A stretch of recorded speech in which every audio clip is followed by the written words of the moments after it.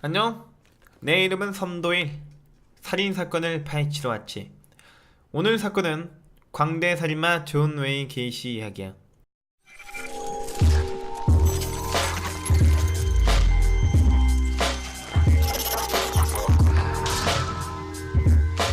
게이시는 1942년 3월 17일 일리노이주 시카고 폴란드계의 가난한 이민 가정에서 태어났어. 게이시 아버지는 게이시가 소부국에서 인기를 얻는 미국 남성상으로 키우고 싶어 했기에 그를 엄격하게 키웠지만 게이시에게는 심장질환이 있다는 것이 발견된 순간부터 실망하여 폭력 폭언을 일삼았지. 그런 아버지가 무서워서 어머니와 여동생들에게 의진하기 시작했고, 그로 인해 점점 여성적인 성격으로 변해갔어. 커가면서 잦은 폭력과 폭언으로 인하여 게이시는 상처를 받으며 점점 동성애 성향으로 바뀌기 시작했지.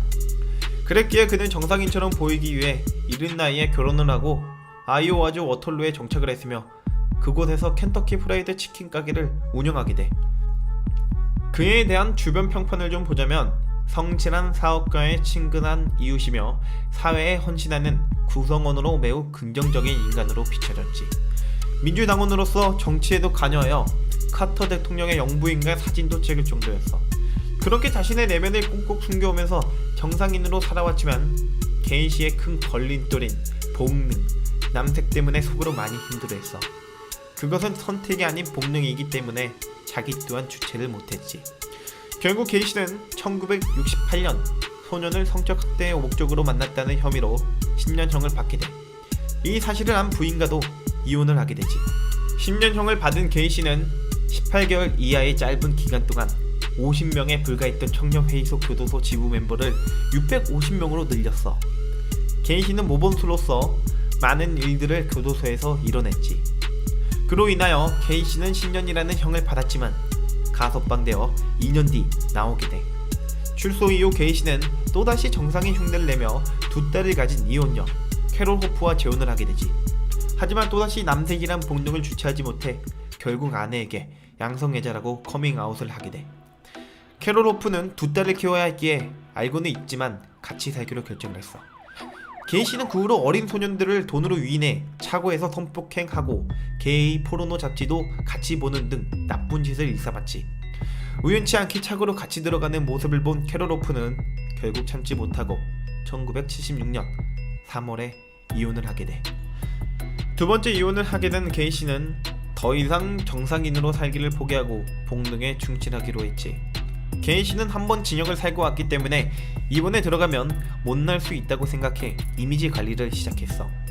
지역봉사협회를 가입한 이후 광대클럽이란 곳에 들어가 광대 분장을 하며 병원에 있는 어린이들을 즐겁게 해주는 공연을 하고 기금 모금 행사 및 퍼레이드에 참여했어. 그런 모습을 본 주민들은 게이시에게 신뢰를 가지게 되지. 게이시는 이미지 관리를 하면서 남자애들을 돈으로 유인해 성폭행하기 시작하는데 피해자 중 한 명이 게이시에게 자기는 미성년자라 돈을 더 주지 않으면 신고하겠다고 말을 하게 돼. 게이시는 그 말을 듣고 칼로 그 남자를 난도질을 했지. 피투성이가 된 남자를 보게 된 게이시는 한 가지 생각밖에 들지 않았어. 어차피 살려두면 신고하니 죽이는 게 낫다고. 게이시는 시체를 자기 집 마룻바닥에 묻게 돼. 그리고 그 후에도 많은 어린 남자들을 집으로 데려와 강간 후 죽이기 시작했어. 그렇게 죽은 어린 남자들은 30명이 넘었고 마룻바닥 및 주차장, 강가 등에 유기를 했지. 실종된 아이들을 찾기 위해 경찰들이 게이시 집에 오긴 했지만 게이시는 지역 주민들에게 신뢰를 얻고 있는 터라 가벼운 근무만 하고 돌아갔어. 이렇게 완벽할 줄만 알았던 게이시는 1978년 12월 13일 범행이 막을 내리게 되지. 로버트 피스트라는 청년이 알바 면접을 위해 사장을 만나러 간다며 약국을 다녀간 뒤 실종되었는데 그 약국의 주인이 바로 게이시였어. 처음에 게이시는 자신의 범행 행위에 대한 추궁을 강력하게 부정했지만 경찰들이 집수색을 하자 모든 사실을 자백했지. 그리고 경찰들은 집을 파헤치기 시작했는데 그 안에는 29가 되는 시체가 있었고 다들 목구멍에 속옷이 쑤셔 넣어져 있었어. 마지막으로 살해당한 로버트 피에스트는 강가에다가 버려져 6개월가량 못 찾았지만 경찰들 노력 끝에 일리노이스강 유역에서 발견되었는데 전에 시체들과 마찬가지로 그의 목엔 종이 타올과 속옷이 쑤셔 박혀 있었어. 이렇게 체포된 게이시는 재판이 시작되었지만 사형을 피하기 위해 자신의 내면에 4명의 자아가 있다고 말해.